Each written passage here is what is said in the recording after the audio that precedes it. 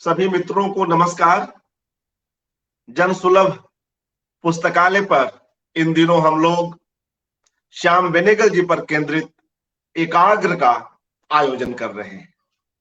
आज यह इस एकाग्र का 20वां एपिसोड है और इस एपिसोड में हमारे साथ एक बेहद चर्चित चेहरा उपस्थित है, एक खास शख्सियत उपस्थित है, हिमानी शिवपुरी जी। मैं अपने तमाम मित्रों की ओर से उनका हार्दिक अभिवादन करता हूं। धन्यवाद अर्पण जी।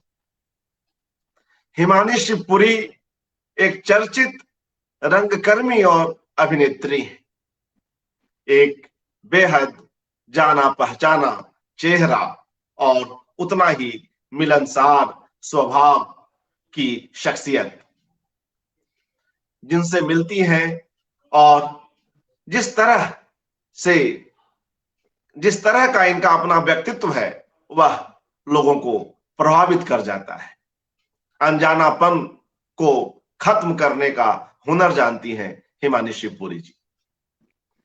मित्रों, 200 से अधिक फिल्मों में हमने इनकी भूमिकाओं को देखा है। कभी हम इनके अभिनय से हंसते हैं, कभी रोते हैं, कभी बहुत कुछ सोचने पर विवश हो जाते हैं, तो कई बार इनके अभिनय में व्यंग का करारा पुट भी होता है। कह सकते हैं कि हिमानी शिवपुरी को जब और जैसा चरित्र मिला उसमें वे इस तरह से ढल गई जैसे वह चरित्र इनके लिए ही रचा गया। और एक बात और कि वे सिर्फ अभिनय करती नहीं है बल्कि अभिनय को जीती भी है। जब इन्हें समय मिलता है तो नई पीढ़ी को अभिनय के कुछ गुर भी सिखाती चलती हैं। देश के कई पुरस्कारों से सम्मानित हिमानी शिवपुरी जी आज हमारे बीच हैं। इन्होंने हमारे अनुरोध को स्वीकार किया, इसके लिए हम इनके आभारी हैं। श्याम बेनेगल जी के साथ इनका संबंध जिस तरह का है इस पर हम स्वयं इनके ही मुख से सुनेंगे, मगर अगर देखें तो श्याम बाबू का शुरुआती धारावाहिक यात्रा और कुछ वर्षों पूर्व बना और प्रदर्शित धारावाहिक संविधान, इन दोनों में हिमानी शिवपुरी नजर आती है। उनकी दो बेहद चर्चित फिल्में सूरज का सातवां घोड़ा और मम्मो में भी हम हिमानी शिवपुरी जी के शानदार दमदार अभिनय को देख चुके हैं। मित्रों, हम लोग इस बातचीत को शुरू करते हैं और मैं पहला प्रश्न हिमानी जी से यही करता हूं कि उनकी पहली भेंट श्याम बेनेगल जी से किस तरह की रही, कहां हुई और उसकी क्या पृष्ठभूमि थी। आदरणीय हिमानी शिवपुरी जी। धन्यवाद अर्पण जी। आपने मेरे बारे में इतना अच्छा वर्णन किया आपने, मेरा धन्यवाद उसके लिए। श्याम बाबू से मुलाकात, मेरी पहली मुलाकात उनके ऑफिस में हुई थी। मुझे याद है कि श्याम बाबू मेरे लिए एक बहुत बड़ी फिगर थे, क्योंकि मैं उनकी फिल्मों की मतलब देखी, मुझे अच्छी सिनेमा की समझ आई थी। अंकुर, निशान और जितनी भी उनकी फिल्में हैं,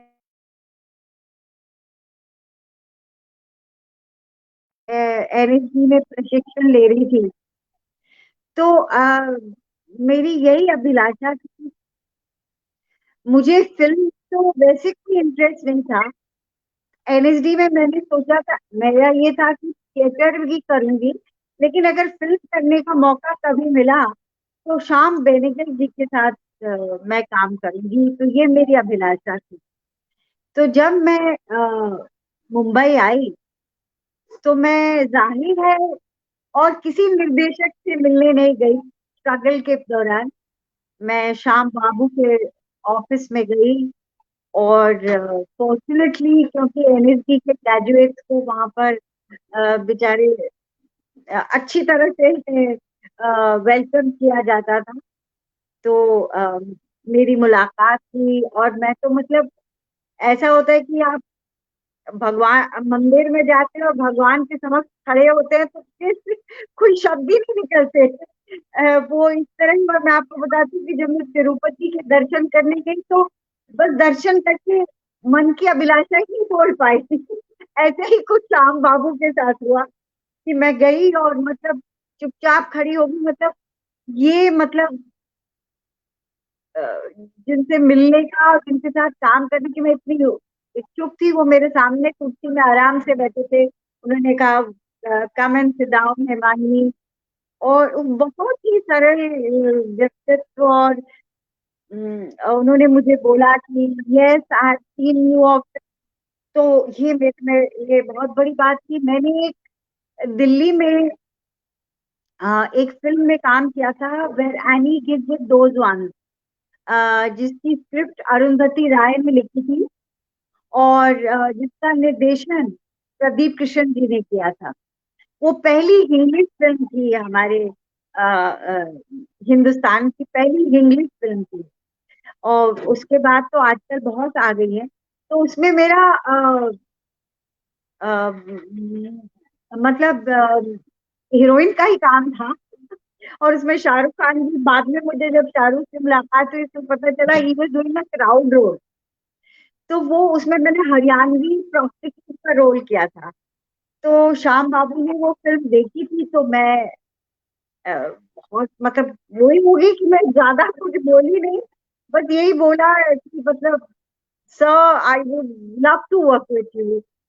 तो उन्होंने बोला यस यस, और फिर हमने काम करना शुरू किया। और जैसा कि आपने कहा कि यात्रा, एक यात्रा में किया। फिर वो जब बना रहे थे सूरज का सातवां घोड़ा, तब श्याम बाबू ने मुझे बुलाया। और मम्मो जब बना रहे थे तभी भी उन्होंने मुझे याद किया। और उसके बाद संविधान में उनके साथ काम करने का मुझे मौका मिला।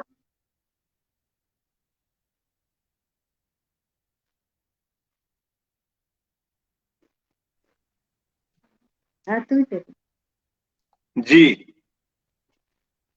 और यह तो संक्षेप में आपने इस पूरी यात्रा को यहाँ पर प्रस्तुत किया।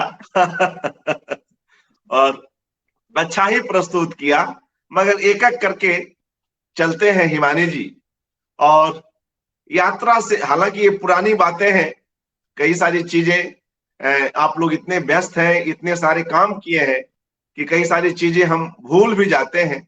फिर भी जो कुछ बातें याद आ रही हूं, तो यात्रा से जो जुड़े आपके अनुभव रहे, और उस दौरान श्याम बेनेगल और उनकी पूरी टीम के साथ जिस तरह के आपके संस्मरण हैं, कृपया उन्हें भी साझा करें। जी।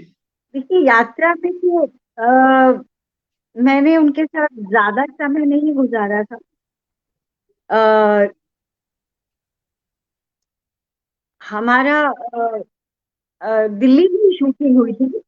हालांकि वो सपोजिटली मुगल सराय था। इस एपिसोड में सुलेखा जी थी, सुलेखा सीकरी जी, पुरी साहब, ओम पुरी साहब, और एक और महिला थी। तो हम लोग, आई थिंक यात्रा सबने देखा ही होगा कि उसमें पुरी साहब का सेंट्रल कैरेक्टर है, वो सब जगह घूम रहे हैं, उनको डिफरेंट जगह पे अलग अलग लोग मिलते हैं। तो मैं उसमें, हम लोग, मुझे याद है बुर्का पहना हुआ था, और हम लोग ट्रेन में चढ़, और मुलाकात होती है और थोड़ी बहुत बातें होती है। पर सब कुछ इतना ही स्वाभाविक तरीके से हुआ, क्योंकि श्याम बाबू के साथ काम करते हुए लगा ही नहीं कि हम कुछ काम कर रहे हैं। मतलब यानी वो ज्यादा इंस्ट्रक्शंस भी नहीं देते थे।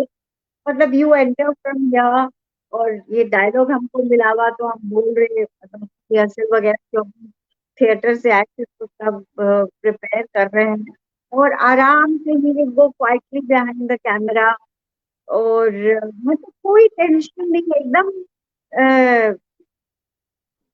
मतलब इतना स्वाभाविक माहौल कि पता ही नहीं चला कि कैसे हमने काम कर लिया। बस ये यादें हैं कि जो मेरा पहला था, क्योंकि जैसे कि मैंने कहा कि मैं तो औ में ही घूम रही थी। एक तो पुरी साहब की, ऊपर से श्याम बाबू की, तो ज्यादा बोलती नहीं थी, बस जो काम मतलब वहां बैठी ट्रेन के प्लेटफॉर्म में डायलॉग जो बोलना था वो बोली, और ओके भी हो गया फर्स्ट टेक। तो ये यही थी उसकी कुछ यादें, और उनके साथ लगभग हर फिल्म में ऐसा ही हुआ। बस खाली संविधान के दौरान तब तो आई थिंक, क्योंकि हम वो 80 साल के आसपास हो गए थे, और बड़ी हैरानी की बात है कि इस उम्र में भी वो उतना ही काम में चुस्त रहते थे। और हालांकि आई रिमेम्बर कि वो पिया आती थी, पिया बेनेगल उनकी बेटी, वो बड़ी प्रदर्शित थी कि नो, लंच ब्रेक हुआ है तो daddy must rest for at least 1 hour. वो ये देखती थी, हालांकि वो फिर भी अपने असिस्टेंट के साथ या कैमरा वाले के पास जाके इंस्ट्रक्शन देते थे, और पिया कहती थी no you have to rest. तो हम लोग भी सब चाहते थे कि वो रेस्ट रहे, पर बड़ा अमेजिंग था कि इस उम्र में भी उनमें वही काम का जज्बा, और अ, वही क्लैरिटी, और वही जीनियस, मैं तो उनको जीनियस ही मानूंगी। और इतने स्वाभाविक तरीके से, जैसे संविधान की मैं बात करूं तो मैं उसमें मुस्लिम कैरेक्टर कर रही थी, तो बड़ा अच्छा एक्सपीरियंस था कि पार्लियामेंट में मेरे तो पार्लियामेंट में सुन के फिल्म सिटी में सेट लगा था, तो पार्लियामेंट बनाया था, तो ये भी बड़ा ऐसा लगा कि वाकई में सेट में नहीं लगा कि वाकई में मैं उस समय के पार्लियामेंट में एंट्री ले ली है। और वो जो जिस सब्जेक्ट का डिस्कशन हो रहा था उसमें पूरी तरह इन्वॉल्व हो गए। ये श्याम बाबू की मेरे ख्याल से उनकी मास्टरी या उनकी जीनियस है, क्या कहें, उनके सामने तो ये शब्द भी छोटे पड़ते हैं। वो इतना हल्का सा कुछ कहते थे, ही जस्ट आए, वो जब मेरे को एक स्पीच देनी थी बड़ी, हर एक कैरेक्टर का एक मोमेंट होता है, तो जब मेरा मोमेंट आया तो ही जस्ट केम और मेरे को सिंपल सा एक दो सब कुछ बोले कि सब कुछ मेरे सामने क्लियर हो गया, क्लैरिटी, जो भी कंफ्यूजन था बिल्कुल दूर हो गया, और मैंने तुरंत परफॉर्म किया, और एक एक में ओके हो गया। थोड़ी सी स्पीच थी, और हम लोग कुछ पार्लियामेंट में कुछ लाने की कोशिश कर रहे थे। तो ये था कि अ, इतने सहज ढंग से वो बताते थे कि हम लोग भी उतने ही सहज हो जाते थे। जी। और मित्रों, हिमानी शिवपुरी संविधान के उस एपिसोड में, संविधान के उस टीवी शोज में जो 10 एपिसोड का है, उसमें बेगम कुदसिया एजाज रसूल जी का अभिनय किया है। और वह एक खास चरित्र है, क्योंकि उस संविधान सभा में एकमात्र वे ऐसी मुस्लिम महिला है जिन्होंने संविधान के ड्राफ्ट के लिए काम किया है। हम इस यात्रा को आगे बढ़ाते हैं, इस संवाद को आगे बढ़ाते हैं, मगर उसके पहले कुछ प्रतिक्रियाएं ले लेते हैं। हिमानी जी, रवि झांकल जी, चर्चित अभिनेता रवि झांकल जी हम सब के बीच हैं, इस कार्यक्रम को सुन रहे हैं।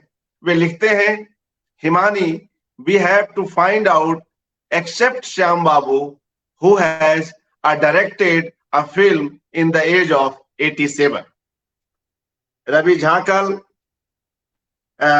बंगबंधु फिल्म की बात कर रहे हैं जी।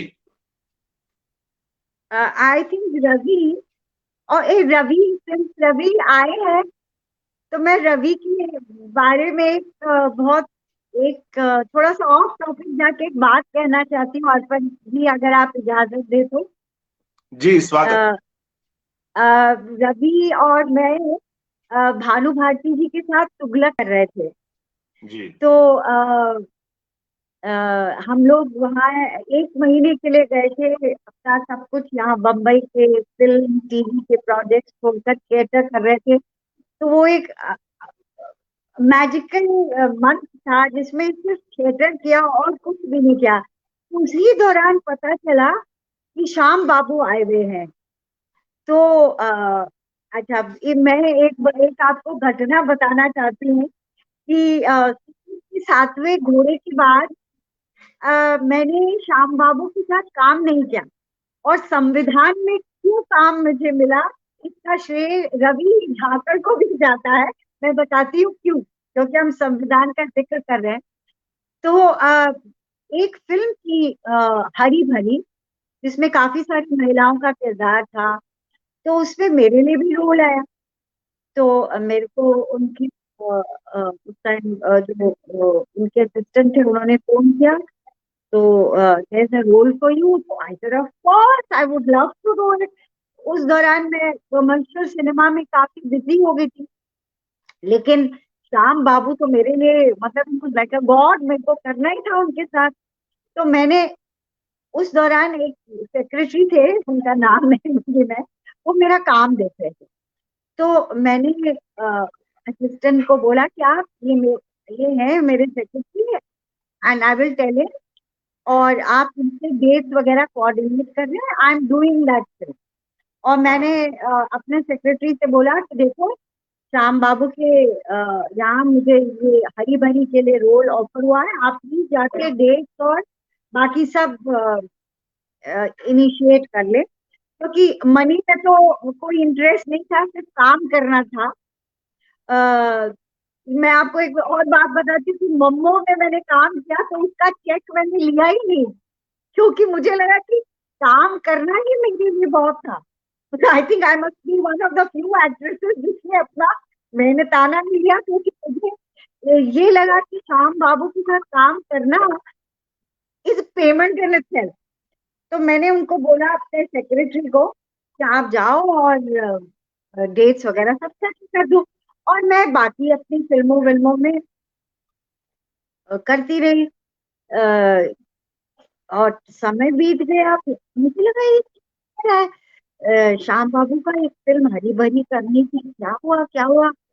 तो खैर मुझे लगा अच्छा आगे चले गई, फिर क्या हुआ, क्योंकि उस टाइम दो दो तीन तीन शिफ्ट कर रही थी कमर्शियल सिनेमा में मैं। और तो एक रोज पता नहीं ऐसी कुछ एक और फिल्म की बात या कुछ, हाँ हाँ, एक एक फंक्शन था जिसकी कंपेयरिंग मैं कर रही थी, थिएटर फेस्टिवल था, तो श्याम बाबू घर आए हुए थे। तो मैं उनसे I went to meet him to give my respect. तो जापानीज टाइप कंटिजेंट आया था और ऐसा कुछ इंटरनेशनल इवेंट था। तो मैंने श्याम बाबू को नमस्कार किया कि Shyam Babu, when am I working with you next. तो श्याम बाबू ने बोला, but Shivani you are very busy. I said sir, for you how can I be busy. और खैर मैं वो पिया भी थी और ये सब और बहुत सारे लोग थे, तो मैंने ज्यादा बात नहीं की। बाद में मैंने उनके असिस्टेंट को फोन किया कि श्याम बाबू ने मुझे ऐसा बोला। तब मुझे पता चला कि अरे हिमानी जी, आपने हरी सब्जी के लिए मना कर दिया।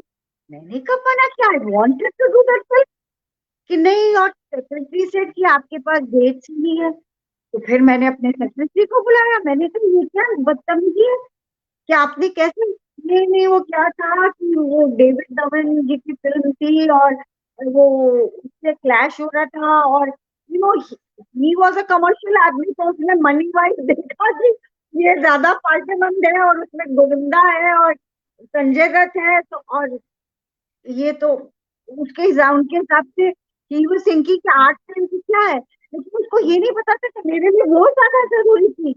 तो मैं इतनी नाराज हुई थी, मैंने कहा आप मेरे लिए काम ही नहीं कर रहे हैं। तो तब से ग्रेट आ गया। तो ये बात मैंने रवि को बताई थी। तो रवि से मैंने बोला कि यार ऐसा ऐसा हो गया। और तो रवि ने बोला अच्छा देखो श्याम बाबू आए हुए हैं, तो आईएससी में चलो उनसे मिलने चलते हैं। तो रवि ने फोन किया होगा, and Shyam Babu such a wonderful simple person, उन्होंने हमको बुलाया। तो मैं और रवि गए, हम लोग सीधे गए, क्योंकि हमारी रिहर्सल शायद 2 बजे से थी। तो श्याम बाबू ने हमको बाकायदा आईआईटी सेंटर में ब्रेकफास्ट करना है, ब्रेकफास्ट। हमने कहा नो नो नो नो बीमार, हमको बाकायदा ब्रेकफास्ट कराया। और मैंने श्याम बाबू को बहुत माफी मांगी कि सर ड्यू टू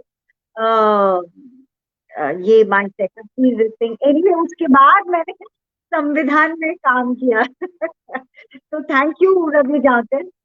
और जहाँ तक वो इस ओल्ड एज में डायरेक्शन की बात है, I think he is very rare, but I think शायद हिचकॉक जी ने भी, Alfred Hitchcock also directed, and I think Kurosawa might have directed, but I am not sure about the exact as.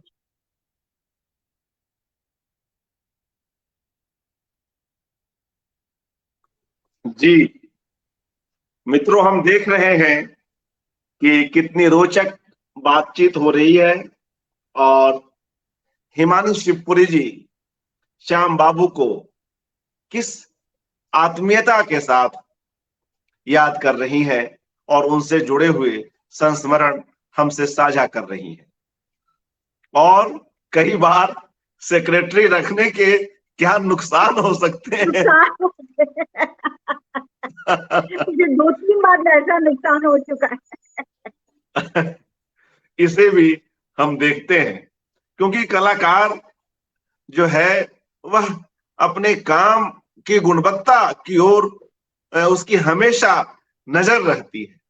ठीक है, यह दुनिया और ये तमाम रोजमर्रा की चीजें पैसे से चलती हैं, लेकिन ऐसे कई उदाहरण हैं जहां बड़े से बड़े कलाकार उसको अनदेखी करके अपनी भूमिकाओं की ओर जाते हैं।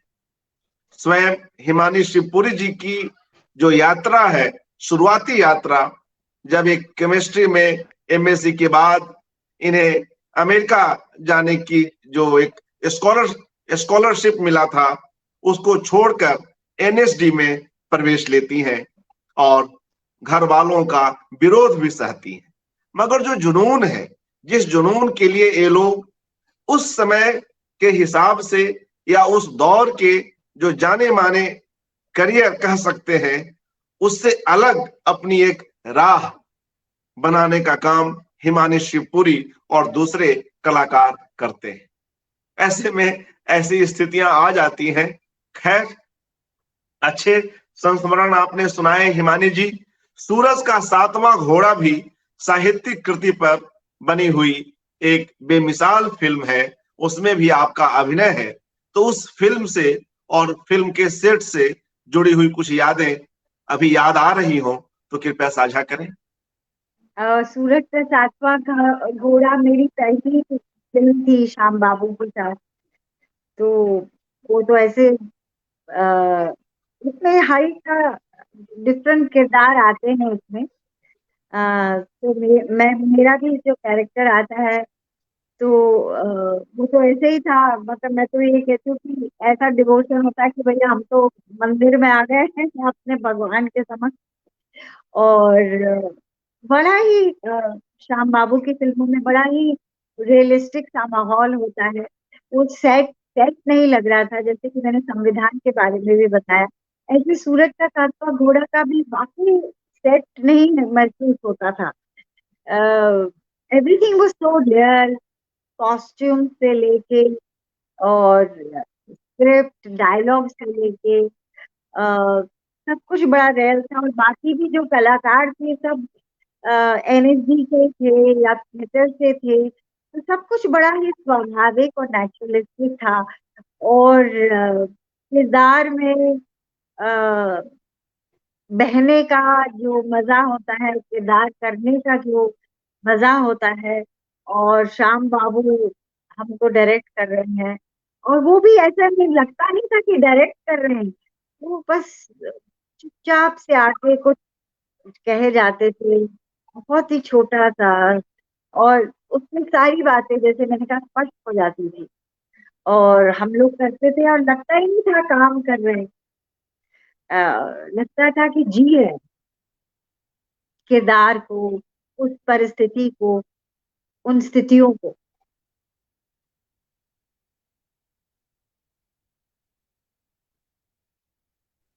जी, कुछ और प्रतिक्रियाएं ले लें। जी सुदीप साहू जी, आपके सीरियल हप्पू की उल्टन पलटन को याद कर रहे हैं। हाँ हाँ, और आजकल वो चल रहा है, और उसमें हाँ मेरा किरदार है कटोरी अम्मा का, जो काफी पॉपुलर हो चुका है। और जी, आजकल के जमाने में इतने लंबे वो चलते नहीं, तो ये 3 साल से चल रही है शो, तो लोग इसको देख रहे हैं और पसंद कर रहे हैं।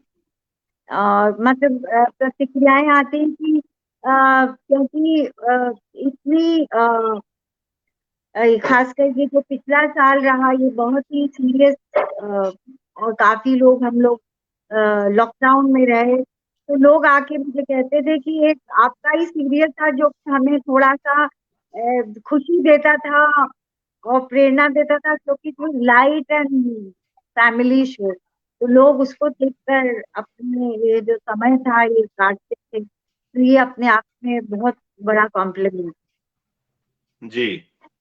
और हमारे मित्र शिखर त्रिपाठी जी की प्रतिक्रिया है, हिमानी जी ने सही किया जो कि एनएसडी को ज्वाइन किया, वरना इतनी अच्छी फिल्में और मनोरंजन से हम वंचित रह जाते। शुक्रिया, शुक्रिया शिखर जी। और देखिए, कैलाश वाजपेयी जी की प्रतिक्रिया आ रही है, हप्पू की पिटाई मत किया कीजिए। वो उसको सिर्फ हवा में घुमाते हैं, एक थप्पड़ लगाते हैं उसको, वो कई लोगों को तो बहुत पसंद आता है, लेकिन उसकी बात सही में नहीं होती, वो हवा में हाथ घूमता है। तो आप ज्यादा चिंतित मत होइए। जी, एक प्रतिक्रिया हमारे वरिष्ठ रचनाकार सुधा अरोड़ा जी की, वे लिख रही हैं, हिमानी शिवपुरी ने मन्नू भंडारी की अकेली और स्त्री सुबोधनी दोनों कहानियों का एक साथ मंचन किया, अविस्मरणीय अभिनय था उनका। धन्यवाद सुधा जी। और मुझे इतनी खुशी मिलती है, क्योंकि थिएटर की एक ट्रेजेडी है कि वो जो उस वक्त देखते हैं उनको याद रहता है, और फिल्म और टीवी को काफी लोगों तक पहुंच जाते हैं, पर थिएटर की बड़ी सीमित ऑडियंस है। बट बेसिकली मेरा पहला प्यार थिएटर है।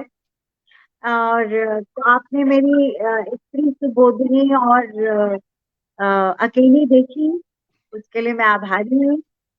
और जी मतलब मैं थिएटर बार बार लौटती हूँ, तो ये जो एकल अभिनय था, ये इस तरह का मेरा, जैसे कि लोग कहते हैं कि लोग स्पा में जाते हैं रिजुविनेशन के लिए, तो थिएटर करना या थिएटर मतलब वर्कशॉप लेना या ऐसा करना, जो कि मैं जाती हूँ मुंबई यूनिवर्सिटी में, और अपने शहर में भी जाके मैं वर्कशॉप लेती हूँ और नवयुवकों के साथ काम करती हूँ, तो ये उस तरह का ही एक सेटिस्फैक्शन मिलता है।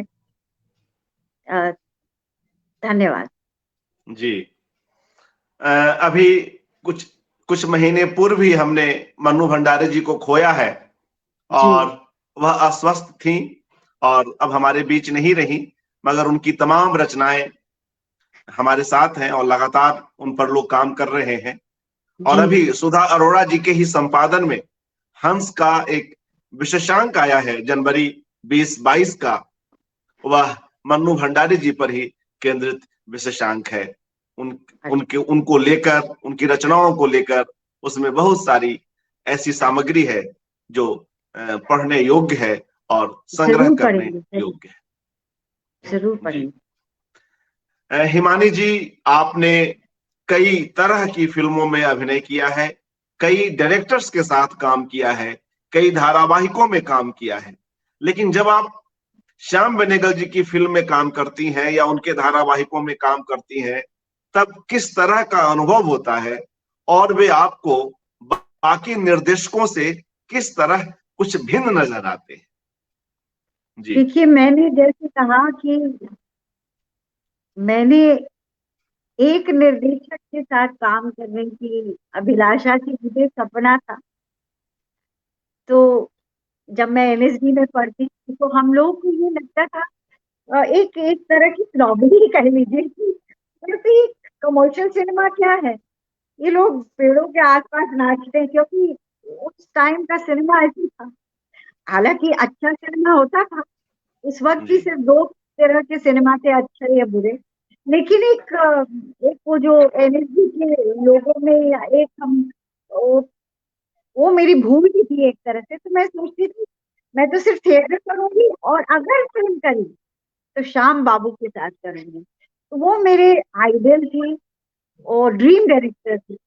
तो आप सोच सकते हैं कि जब मेरे को उनके साथ काम करने का मौका मिला, मम्मो में और सूरज का सातवां घोड़ा में। और हाँ, अब मैं एक और मैं बिफोर मैं भूल जाऊं, मुझे याद आए कि मुझे अभी मेरी मुलाकात कुछ दिनों पहले इम्तियाज अली जी के साथ हुई। तो हम लोग कुछ काम कर रहे थे, एक धारावाहिक कर रहे थे, वेब सीरीज। तो मुझे इम्तियाज जी ने बताया कि Himani ji, I don't think you remember but we have done something before. मैंने कहा यार, मैं आपके साथ काम किया और मुझे याद नहीं, ऐसा कैसे हो सकता है? कि no, I was a producer but we had done a story, TV के लिए कर रहे थे। एक स्टोरी थी जिसको श्याम बाबू डायरेक्ट कर रहे थे, और मैं उसका जिक्र करना चाहती हूँ। तो वो एक बहुत ही खूबसूरत कहानी थी। तो मेरे वो पूरी, हमने 3 दिन शूटिंग की थी। तो वो पूरी, जैसी राज भाई ने बात की थी, वो पूरी दिन मेरे और शूटिंग मेरे आंखों के सामने गुजर गए, वो सारे दृश्य।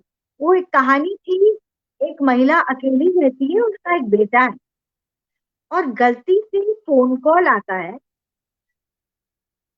तो बेसिकली मैं ही हूँ और एक बच्चा है, और फोन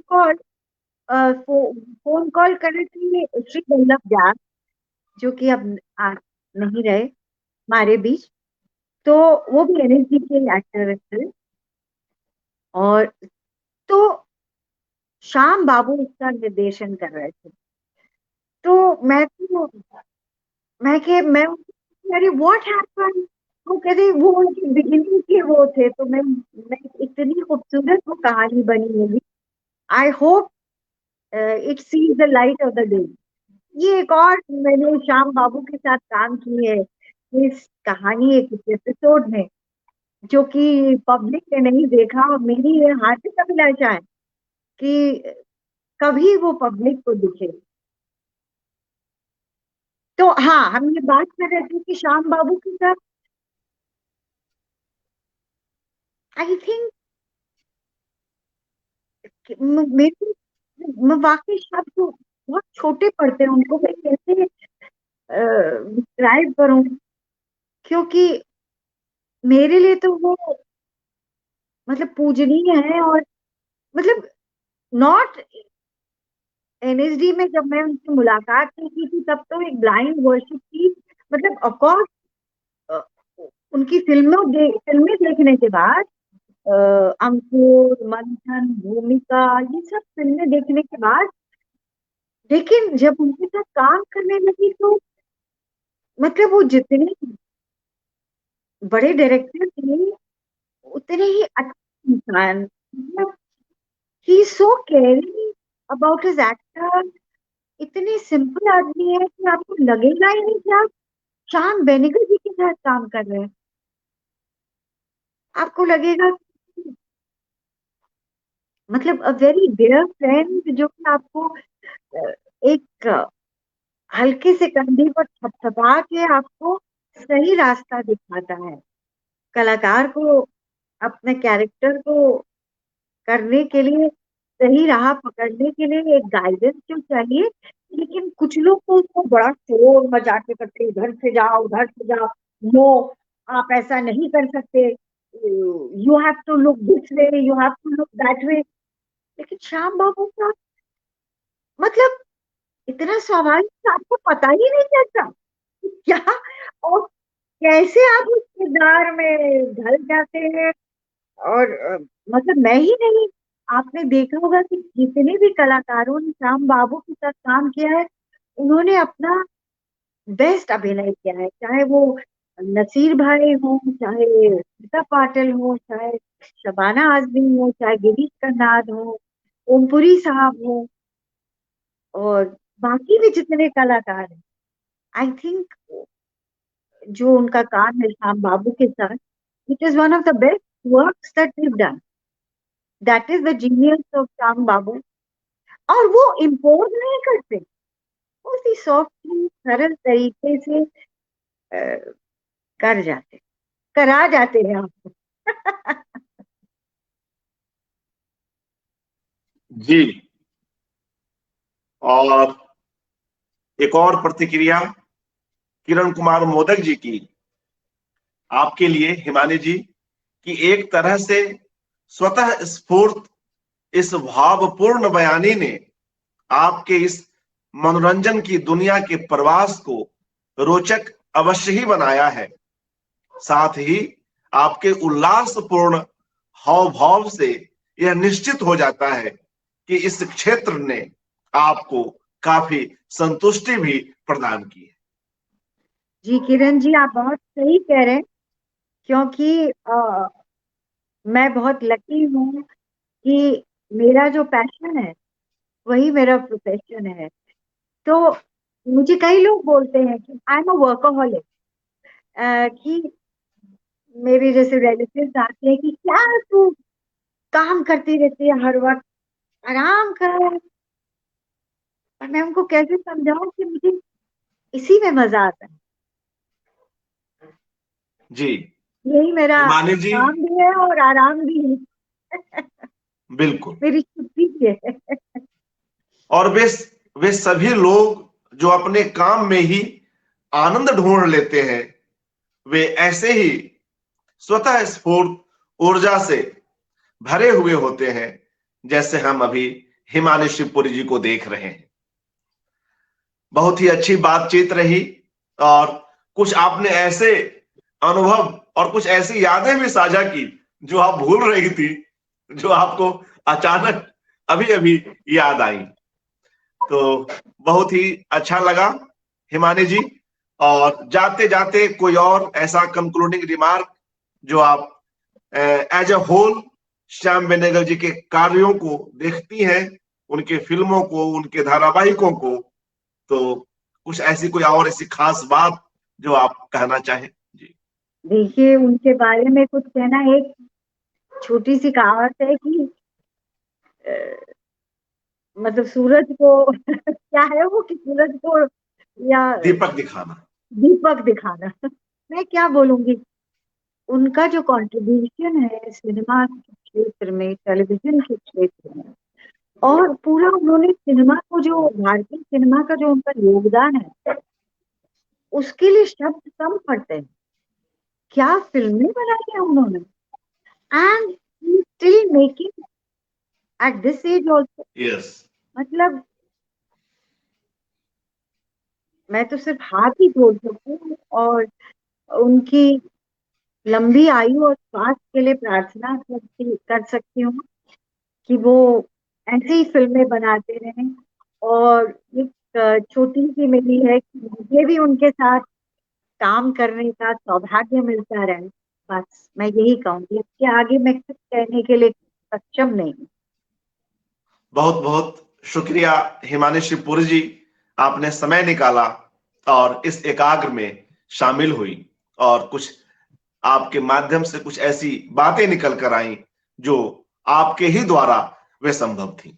इसलिए हम कोशिश कर रहे हैं कि यह एकाग्र में, इस एकाग्र में अधिक से अधिक लोग आ सके। कल हम लोग विधिवत इस एकाग्र को श्याम बाबू के उद्बोधन के साथ समाप्त करेंगे, मगर अभी कुछ देर के बाद 8 बजे से मित्रों शमा जैदी आएंगी। उनके साथ बेहद शुरुआत से जुड़ी हुई लेखिका और शमा जी कॉस्ट्यूम के डिजाइनर साथ जुड़ी। जी और आर्ट डायरेक्टर शमा जैदी को हम सुनते हैं। अभी कुछ देर बाद ठीक 8 बजे से हिमानी शिवपुरी जी, आपका पुनः हार्दिक आभार और तमाम मित्रों का जो इस कार्यक्रम को देख रहे हैं, अपनी प्रतिक्रियाएं दे रहे हैं, बहुत बहुत शुक्रिया। धन्यवाद, धन्यवाद अर्पण जी कि आपने मुझे यहाँ बुलाया और कि श्याम बाबू के बारे में मैं अपने भक्ति और स्नेह प्रकट कर सके, मुझे ये अवसर दिया। धन्यवाद। शुक्रिया।